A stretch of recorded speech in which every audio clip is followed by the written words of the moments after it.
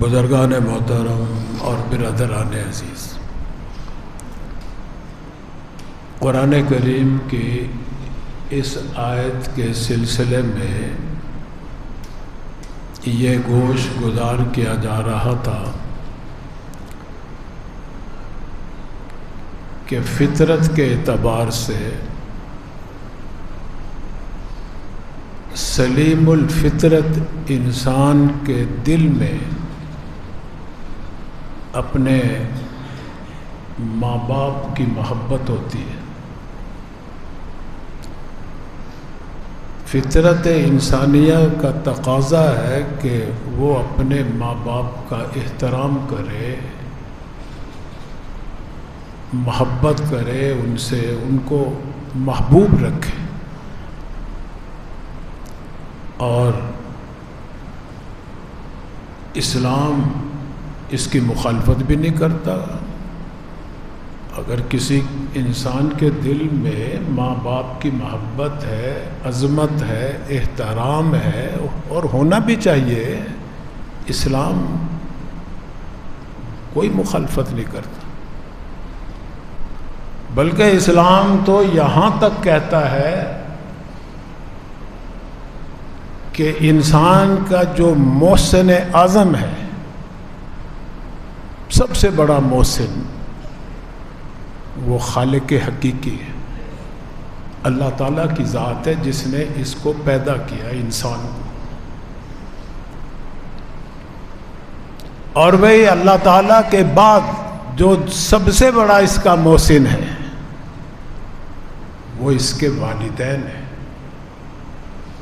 جن کو اللہ تعالیٰ نے ذریعہ بنایا، دنیا میں آنے کا سبب بنایا انسان کا، اس کے ماں باپ کو، اس لیے کہ سب سے پہلا انسان اللہ نے خود اپنے دستے قدرت سے بنایا۔ خود اللہ تعالیٰ فرما رہے ہیں، فرمائے کہ وَلَقَدْ خَلَقْنَا الْإِنسَانَ مِنْ سُلَالَةٍ مِّن طِينٍ، کھن کھنی مٹی سے میں نے مختلف جگہوں سے، مختلف زمین کے حصوں سے مٹی فرشتوں کے ذریعے جمع کروائی، پھر اس کو گندوایا، پھر اس کو سکھایا، پھر اس سے آدم کو بنایا، پیدا کیا ہم نے۔ تو سب سے بڑے محسن تو خالق حقیقی جو ہیں اللہ تعالیٰ، وہ ہیں انسان کے۔ باقی پھر اس آدم کی اولاد کو اللہ تعالیٰ نے ماں باپ کے ذریعے مختلف مراحل سے گزار کر، بڑے دشوار مراحل سے گزار کر اس کو پیدا کیا، اور وہ ذریعہ اور سبب بنایا اللہ نے ماں باپ کو۔ وہ بھی اللہ تعالیٰ پورا نقشہ قرآن کریم کے اندر کھینچ رہے ہیں، پڑھ کے دیکھ لو آپ سورہ مومن کو۔ فرمائے کہ وَلَقَدْ خَلَقْنَا الْإِنسَانَ مِنْ سُلَالَةٍ مِّن طِينٍ ثُمَّ جَعَلْنَاهُ نُطْفَةً فِي قَرَارٍ مَّكِينٍ، پھر ہم نے اس کو پانی کے قطرے سے، نطفے سے پیدا کیا، ایک خاص جگہ پہ اس کو جمع رکھا ہم نے، پھر کیا کیا؟ فرمایا کہ ثم خلقنا النطفة علقة فخلقنا العلقة مضغة، پھر اس سے خون کا لوتھڑا بنا دیا، اسی پانی کو ہم نے خون کے اندر تبدیل کر دیا، جمع ہوا خون بنا دیا، پھر اس سے گوشت کا لوتھڑا بنا دیا، پھر اس سے ہڈیاں پیدا کر دی، پھر اس ہڈیوں پہ ہم نے گوشت چڑھا دیا، پھر اس کو خوبصورت سانچے میں ڈال دیا،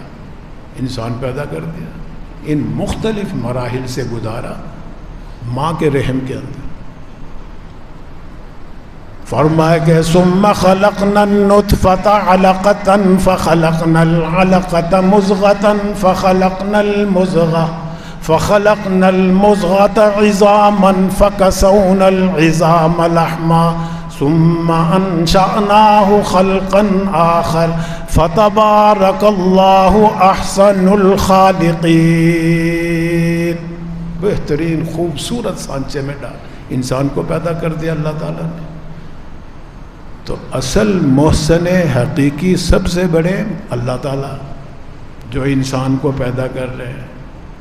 اور پھر دوسرے بڑے محسن جو ہے اللہ تعالیٰ کے بعد وہ اس کے والدین ہیں جو ذریعہ بنے دنیا میں لانے کا ان کو۔ یہی وجہ ہے کہ قرآن کریم کے اندر جگہ جگہ اللہ تعالیٰ نے جہاں اپنی عبادت کا ذکر کیا، فوراً بعد والدین کی اطاعت کا ذکر کیا۔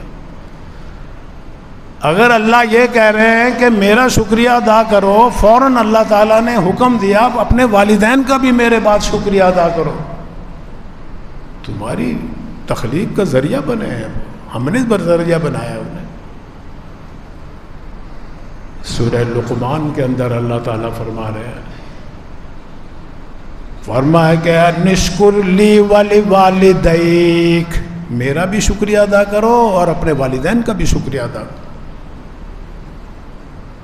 علماء مفسرین نے لکھا ہے کہ اللہ کا شکریہ 5 وقت سر بسجود ہونا، پنجگانہ نماز ادا کرنا، یہ بھی ایک شکریہ کا طریقہ ہے۔ پورا جسم ہمارا شکریہ ادا کرتا ہے اللہ، زبان بھی، آنکھیں بھی، سر بھی، ہاتھ بھی، گھٹنے بھی، پاؤں بھی، ہر چیز پورا باڈی جو ہے اللہ کے شکریہ میں لگی ہوتی ہے نماز کے اندر۔ تو نماز ادا کرنا یہ اللہ کا شکریہ ہے،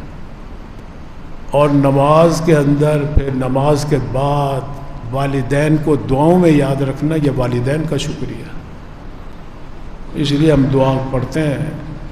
رب اجعلنی مقیم الصلاۃ ومن ذریتی ربنا وتقبل دعا ربنا اغفر لی ولوالدی، اے ہمارے رب میری بھی بخشش کر، میرے والدین کی بھی بخشش، زندہ ہو تو بھی ان کی بخشش و مغفرت کی دعا کرنا، اگر دنیا سے رخصت ہو جائے پھر بھی اپنے ماں باپ کو یاد رکھنا اپنی دعاؤں میں، یہ والدین کا شکریہ ادا کرنا۔